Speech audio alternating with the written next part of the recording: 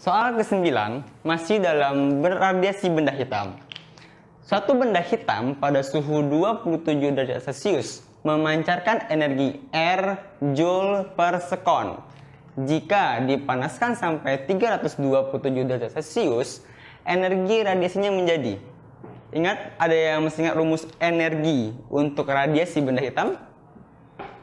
E sama dengan emisivitas dikali tetapan Stephen Boltzmann dikali T pangkat 4 dikali luas dikali waktu. Nah, karena sekarang kita hanya ada energi dan suhu, jadi kita pakai perbandingan bahwa energi itu sebanding dengan T pangkat 4, bahwa E sebanding dengan T pangkat 4, sehingga E1 per E2 sama dengan T1 pangkat 4 per T2 pangkat 4. Sekarang T1-nya berapa? T1-nya 27 derajat Celcius. Ingat, untuk mencari energi ini, suhunya kita rubah dari Celcius ke Kelvin. Jadi, suhu T1 27 derajat Celcius sama dengan 300 Kelvin. T2 dari 327 derajat Celcius sama dengan 600 Kelvin.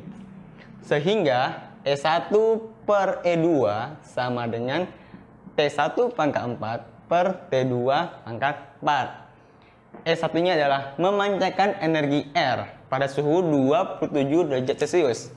Sehingga E1 sama dengan R Joule sekon min 1 per E2 yang kita cari.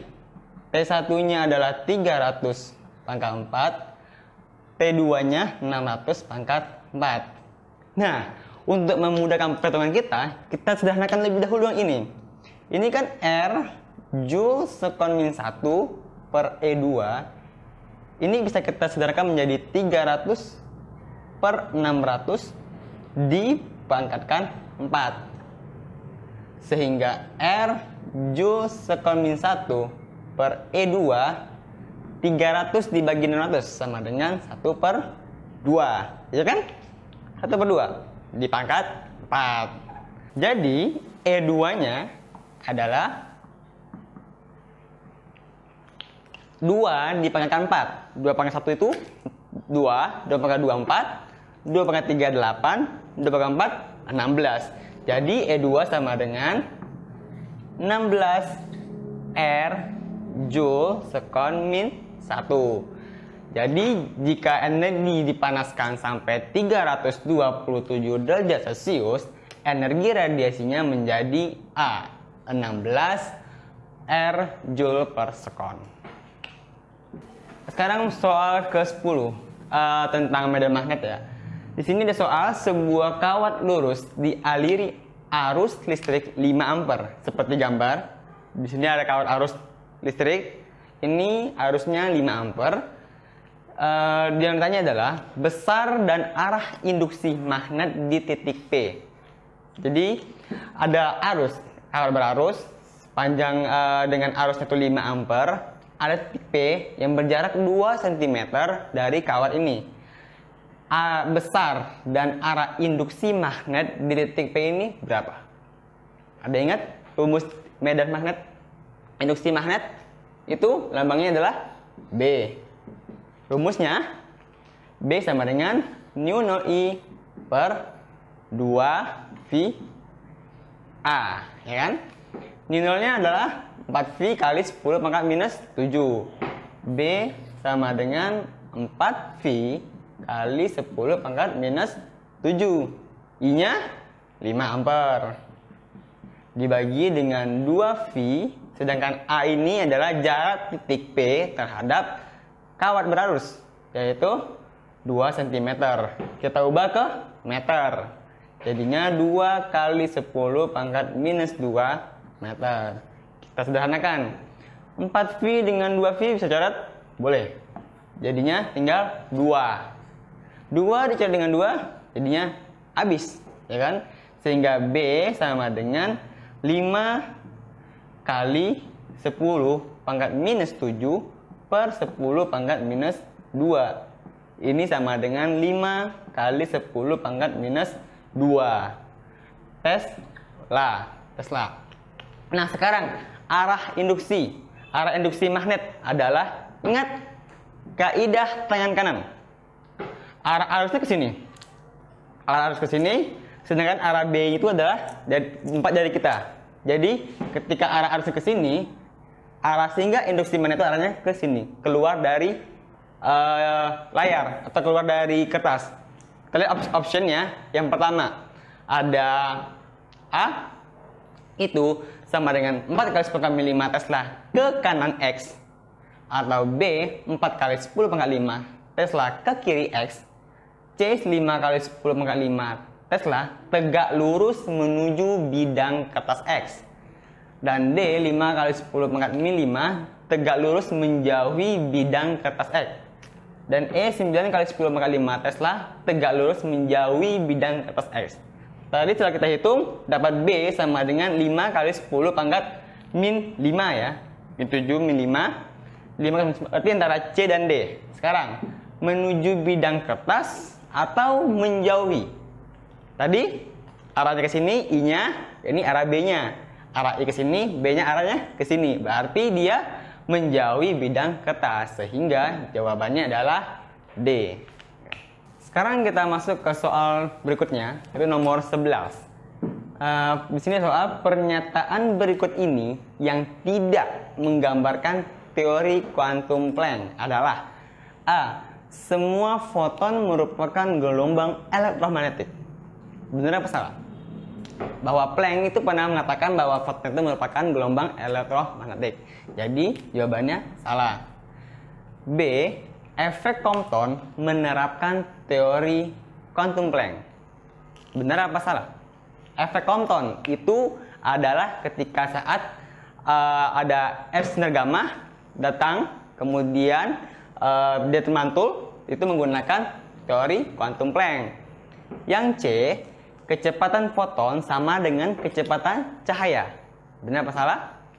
Jawabannya salah, karena Planck menganggap bahwa cahaya itu sama dengan foton, sehingga kecepatan foton sama dengan kecepatan cahaya. Yang D, cahaya terdiri atas kuantum. Ini juga salah, karena foton juga mengatakan bahwa cahaya terdiri atas kuantum. Dan E, energi dalam satu foton adalah E sama dengan H, di mana H itu adalah tetapan Planck, dan C adalah kecepatan cahaya.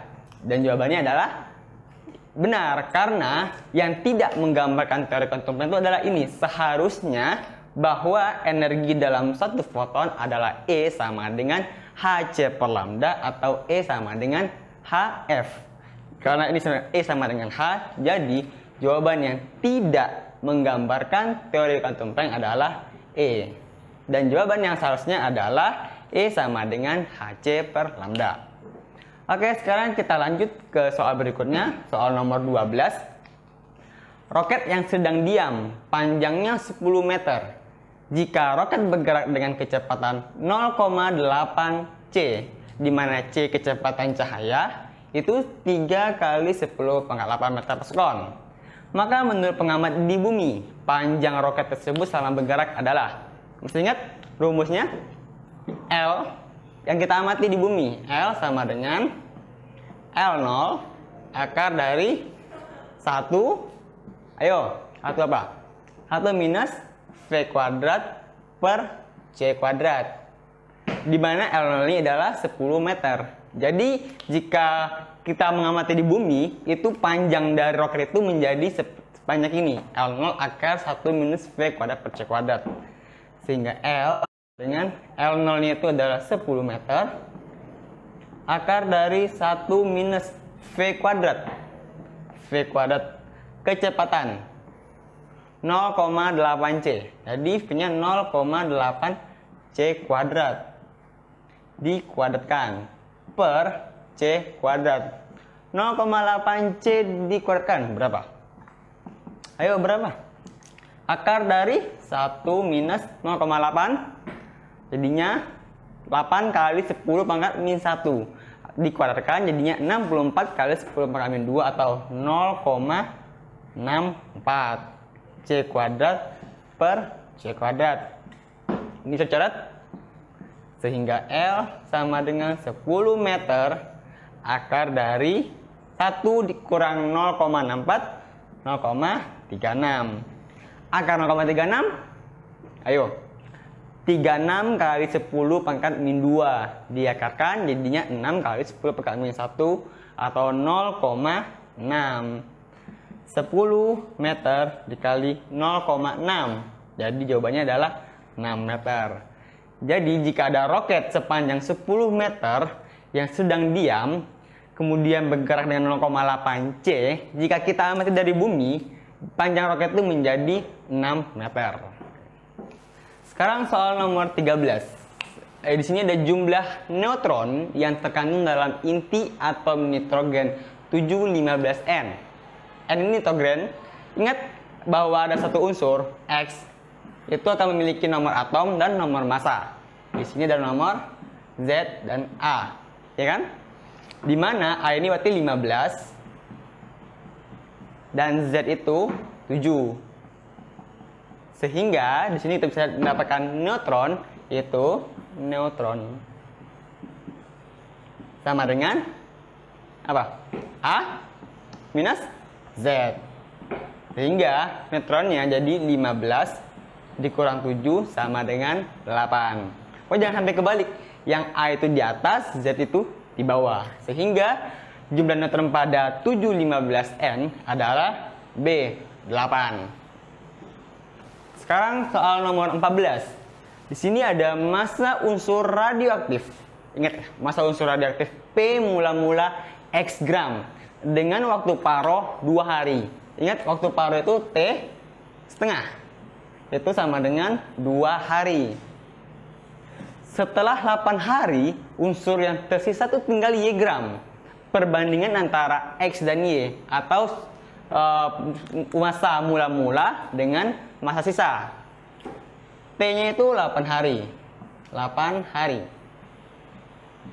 Apa rumusnya? Kan kita tahunya itu N, T sama dengan N0 setengah pangkat T per T setengah. Karena kita sekarang membutuhkan massa, ini dirubah menjadi massa. Jadi massa mula-mula massa X sama dengan massa Y ya. Y yang akhir, yang 0 X yang awal. MY sama dengan MX setengah T-nya itu 8. T setengah itu adalah 2. 8 per 2. Sehingga MY sama dengan MX sama dengan setengah bagi 4. Sehingga dapat perbandingan Y dibandingkan dengan X setengah atau sama dengan dipangkatkan 4. Atau Y dibandingkan X sama dengan 1 per 16. Sehingga perbandingan. Nah, sekarang perbandingan antara X dan Y adalah berarti X dan Y adalah 1 banding 6. X 16 banding 1A. Oke, sekarang soal ke-15. Dua kawat sejajar, arah arusnya searah. Ingat, arah arusnya searah. Satu sama lain berjarak 10 cm. Jadi, ada dua kawat sejajar yang arah arusnya searah. Arah arus sejarah, jaraknya 10 cm. 10 cm. Jika antara kedua kawat timbul gaya tarik menarik. Ingat, jika ada dua kawat searah, maka gayanya akan tarik menarik. Tapi jika kawatnya berlawanan arah, maka dia akan tolak menolak. Nah, jika antara kedua kawat timbul gaya tarik menarik per satuan panjang, kawat sebesar 2 kali 10 pangkat minus 4 Newton per meter. Jadi timbul gaya per satuan panjang sebesar 2 kali 10 pangkat minus 4 Newton per meter. Besar kuat arus setiap kawat. Ada ingat rumus untuk gaya interaksi antara dua kawat? bahwa F per L sama dengan nu 0 I1 I2 per 2 V A. Nu 0 I F per L itu 2 kali 10 pangkat minus 4 Newton per meter. Nu 0 nya tadi berapa? 4V kali 10 pangkat minus 7. I nya karena dia satu arahnya sama, jadi listrik arah arus sama besar, sehingga I nya bisa samakan, I sama dengan 2, jadinya I kuadrat. Jadinya I kuadrat per 2V. A nya adalah jarak antara dua kawat, 10 cm diubah ke meter, 0,1 meter. 4V dicoret dengan 2V, tinggal 2. 2 dicoret dengan 2, habis. Ya kan? Sekarang 10 pangkat min 7, 10 pangkat min 1. Naik ke atas, berapa? Ini jadinya 10 pangkat minus 4, 10 pangkat min 7, 10 pangkat min 1, 10 pangkat minus 6. I kuadrat. Maka I kuadrat sama dengan 10 pangkat minus 4 dibagi 10 pangkat minus 6, 10 kuadrat. Sehingga I sama dengan 10 ampere. Jadi, kuat arus dari tiap kawat ini yang berjarak 10 cm dengan gaya yang timbul antara dua kawat itu adalah 2 kali 10 pangkat minus 4 adalah 10 ampere. Oke, baiklah demikian pembahasan soal dari gelombang elektromagnetik, listrik dan magnet, serta fisika modern. Semoga bermanfaat buat teman-teman. Salam Gongsin Indonesia.